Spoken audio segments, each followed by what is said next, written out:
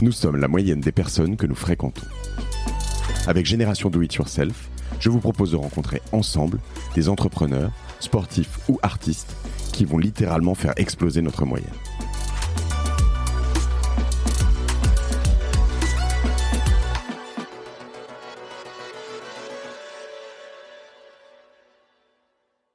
Est-ce que tu peux me raconter rapidement ce pivot dont tu parlais tout à l'heure? Vous êtes passé d'une boîte qui voulait faire quoi, qui a fait quoi et comment?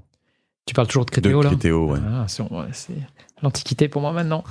Mais je te dis, on avait une techno de ciblage. Ouais. En fonction de la navigation des gens, on était capable de prédire un peu les produits qui allaient les intéresser. Et on a essayé de l'appliquer à tout un tas de trucs. Par exemple, on faisait des recommandations de cinéma au début. Quand on était tout fiers, on avait vendu notre techno à Allociné. Et je me rappelle mon commercial qui arrive. Il disait, ouais, on a fait un super deal et tout. Allez, champagne, machin et tout. Puis je disais, ouais, champagne. Mais bon, des Allociné, il y en a combien en France, quoi?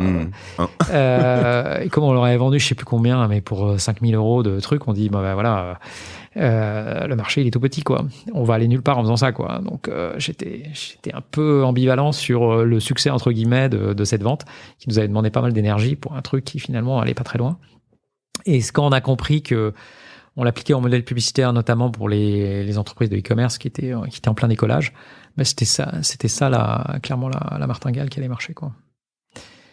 Mais c'était toujours pareil, tant qu'on l'a pas fait, c'est pas évident. Et après coup, voilà, tout paraît facile et tout. Mais ça, c'est parce qu'on a le biais de reconstruire l'histoire par l'arrière. Mais il faut essayer et de se dire qu'il n'y a pas de méthode magique pour trouver le bon product market fit.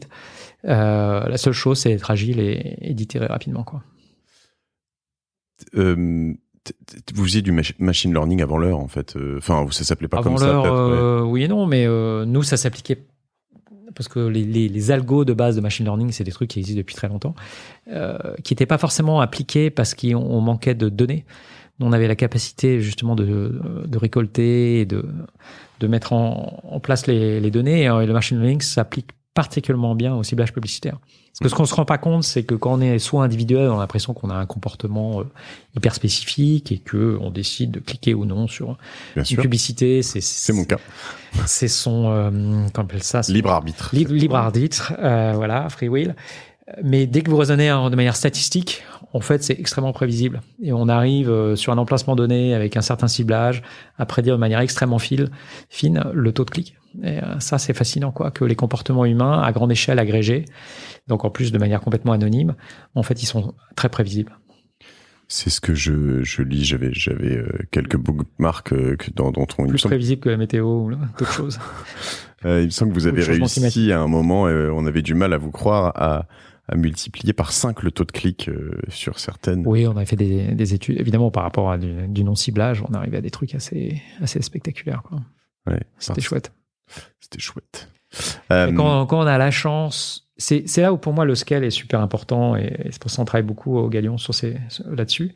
C'est quand on a la chance incroyable d'avoir le product market fit, et parfois, ça arrive qu'une fois dans sa vie, faut vraiment mettre tout dessus pour que ça marche, quoi, et ensuite de scaler la boîte, parce que c'est là où on va créer vraiment de la valeur, quoi. Et quand tu l'as, tu le sais. De ce tunnel, mais exactement. Quand tu l'as, tu le sais, le produit. En fait, le problème, c'est quand on l'a pas et qu'on se ment à soi-même de se dire qu'on l'a. Nous, on avait des.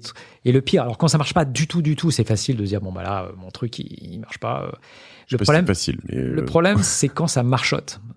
Quand votre truc, il fait quelques centaines de milliers de chiffres d'affaires, voire 1 ou 2 millions après des efforts démesurés, on se dit, putain, j'ai passé tout ce temps-là, j'ai pas envie de le jeter à la poubelle. Mais on sait très bien au fond de soi-même que ce truc qui fait 2 millions, il fera jamais 50 millions. Et là, c'est hyper dur parce que de dire, j'arrête ça et je fais autre chose, c'est crucifiant pour un entrepreneur, mais il faut le faire parce que sinon on risque de... Moi j'ai vu des gars qui se retrouvaient coincés 10-15 ans sur des modèles qui allaient nulle part, mais ils pouvaient plus lâcher le truc parce qu'ils avaient mis tellement d'efforts dessus. Donc ça c'est un risque auquel il faut vraiment faire attention, ouais. J'ai eu la chance de pouvoir faire ça assez jeune, moi. Et en effet, ça a été très dur, mais à moins de 30 ans. Ouais. C'était vraiment très dur. Alors ça aussi, faut mieux démarrer jeune, parce que comme c'est long d'itérer et que parfois on n'a pas de chance, il faut le faire beaucoup de fois avant que ça marche. Plus on commence jeune, plus on a la probabilité que finalement se retrouver dans ce truc magique où tout marche. Et quand ça marche, encore une fois, enfin nous, pendant 3 ans, on avait des trucs un peu foireux les indicateurs, il y en avait des bons, des pas bons, machin et tout. Puis tout d'un coup, les indicateurs étaient ouverts. C'était génial, quoi. C'était presque magique.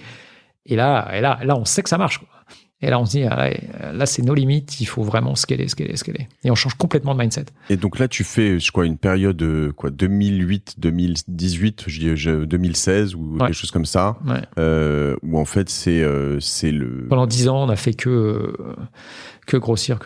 On s'est installé dans le monde entier. On était après dans 40 pays. Enfin, c'était un truc de dingue, un truc de malade, quoi.